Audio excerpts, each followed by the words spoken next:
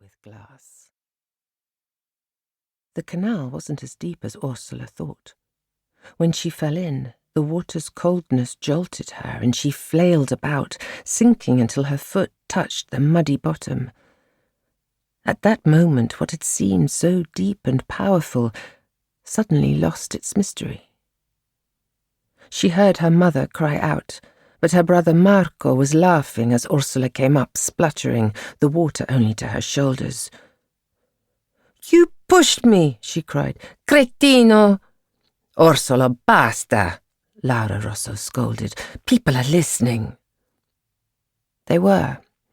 Muranese residents were standing in the doorways of the glass workshops that lined the fondamenta, laughing at the Rosso girl in the canal. "I didn't push you," Marco retorted. "You're so clumsy. You went and fell in, Bauca. What a stupid sister I have." Orsola and her mother and brothers had been returning from a visit to her aunt and grandmother on the other side of the island. Her nonna was poorly and insisted on seeing them, convinced she was dying, though she was well enough to get up and hand Orsola a little sack of pine nuts she had recently bought at the market, because she didn't want them to go to waste if she did die. Zia Giovanna rolled her eyes at the thought, but Orsola carefully took the sack from her grandmother and promised to give it to Maddalena, their servant. The Rossos had been walking back beside the Rio dei Vetri, the canal of the glassmakers, which cut through the part of Murano where many of the glass workshops were located, when Marco bumped her hard and she went reeling into the water.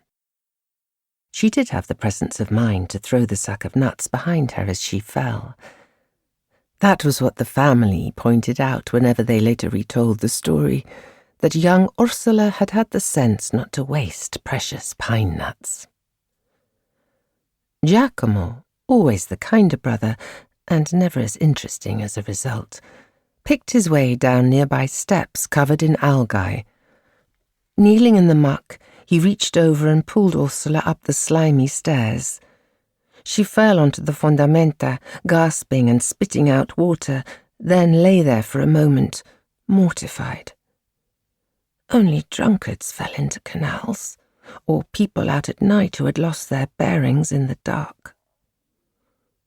Laura Rosso helped her daughter to her feet and began to dry her with her shawl. "Cold you are and dirty," she muttered. Glancing around to check that people had lost interest, she nodded at a door close by. "You should go into the Barovias and warm up by their furnace." "She can't do that," Giacomo interjected. "They'll never let her in." "They won't let a girl catch her death, even a rival's daughter." Laura glanced through the door's iron filigree window, her face a set of calculations, then pulled it open and beckoned to her daughter. "Quiet now. Keep your eyes open and report back what you see." Orsola hesitated, but her mother was not someone you argued with. And she was cold and wet, and the nearby furnace was tempting. She could hear its muffled roar. She scuttled in, her mother pulling the door to and shutting her off from her family. Looking back through the small window, she noted Marco's smirk, Giacomo's worried face, Laura's shooing gesture. Orsola headed down a passage that opened out into a yard, empty of people, but cluttered with crates and barrows, full of broken glass and stacked wood and long glass canes in many colours leaning against the wall. The ground glittered with fragments of glass, like multicoloured frost. There seemed to be little order to the yard.